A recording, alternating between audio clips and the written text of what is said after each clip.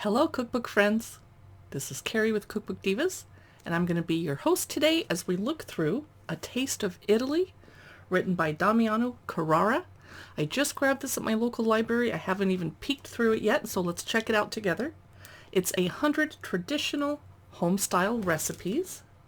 Let me see what it says about our chef. Chef Damiano Carrara's family and memories of growing up in his hometown of Lucca, Italy, inspired all the traditional home-style recipes in this cookbook.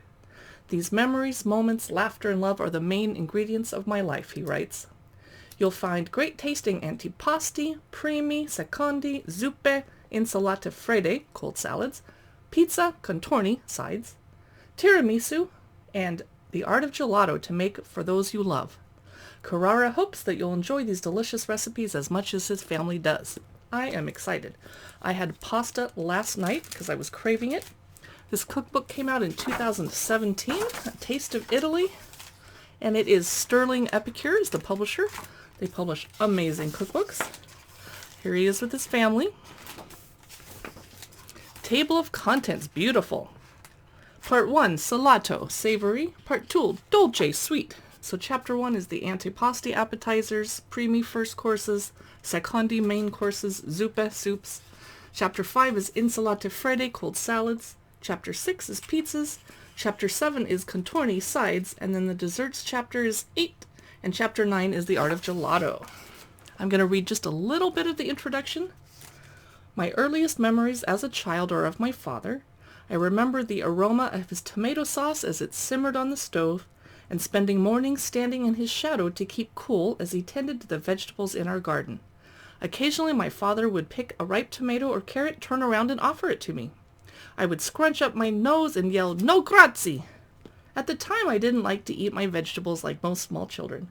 But years later, as I cook in my own kitchen and take a bite out of a tomato from my own garden, the memories of those days bring a smile to my face. Aw. Etc., etc. Okay, here we go. Part 1, savory. The first recipe of the book is capasante in crasta con galetti in pancetta, otherwise known as bread-crusted scallops with crispy pancetta and chanterelle mushrooms. Ooh, yum. He has a little quote about his memories here. He says, "When I was a kid, my family brought me to an amazing restaurant on the beach in Via Reggio every summer. This scallop dish was our favorite appetizer on the menu. I've created it from memory." Then he says prep time 15 minutes, cooking time 20 minutes, and serves 4. Here's the recipe for the breadcrumbs, the recipe for the scallops, and then the instructions, which continue on the next page. The next recipe is steak tartare with fennel and arugula, and there is a photo of it. Good sign that we'll have lots of photos in this book. Here's a few more tartares, including tuna with no pictures. There's one. Bruschetta con peperonata, mixed bell pepper bruschetta, or bruschetta, if I want to say it properly. Ooh, beef and potato meatballs. How good do those look? Let's skip ahead. First courses, because I can't show you the whole cookbook. Ooh, how about this? Tagliolini al nero di seppia con vongole e rice di mare, which is squid ink tagliolini with sea urchin and clams and white wine sauce. Not for beginners, for sure. There's a gnocchi recipe, which I find too time-consuming to make, but I love to get it at restaurants. Tortellini carne al brodo, meat tortellini in a homemade chicken broth. I'm going to skip ahead. Here's a green peppercorn filet mignon with porcini mushrooms. Porcini. Ooh, I don't know. I can't remember. Pork tenderloin with milk sauce. Branzino, salt-encrusted sea bass. Here's a swordfish with butter, lettuce, and pecans. What else should we look at? Okay, now we're in the soup chapter. Here is pasta and bean soup. Now, it does not look very appetizing because brown and beige food never does look that great in photos, but I bet it is amazing. Garlic, sage, dried beans such as pinto or cannellini work. Olive oil, onion, carrot, celery, rosemary, marjoram, leaves, pancetta, tomato paste. It sounds pretty simple. Here is a cream of mushroom soup. I love cream of mushroom soup, and I actually have a bunch of mushrooms in the house that I got at Costco. Are they the right kind? Button mushrooms. Yes, they are.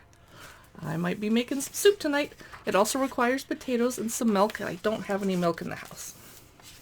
Tuscan bread soup. Here is a cornmeal soup from Luca. A lentil soup. And here is cream of asparagus soup. Ooh. That would be tempting to make too, but I don't have any asparagus in the house. But that would be worth going to the store. Cold salads chapter. Here's a farro salad with shrimp. Very colorful. And a salmon salad. Let's skip ahead a bit. How about, a vegetarian salad. Yay. Now the next chapter is pizzas. We all know what pizza looks like. Here's a margarita pizza with buffalo mozzarella. Yum. A pizza with speck and mascarpone. Okay, let's get out of the pizza chapter because we know what that is. Sides. Zucchini al pomodoro. Yum. Good way to use up zucchini at the end of summer. Here's a roasted potatoes recipe. That's a good side. Ooh, a cauliflower casserole. Now that is unusual. I don't see that in a lot of cookbooks, and I would totally eat the heck out of that. Here is deep fried vegetables. Verdura frite con pastella. Here's beans with tomato and sage sauce. Good way to use up those canned beans that we all got in a pandemic panic, right? Fennel au gratin. I don't personally care for the taste of fennel. Here's the sweet chapter. Oh my goodness, there's going to be so many recipes here. Wow, look at that.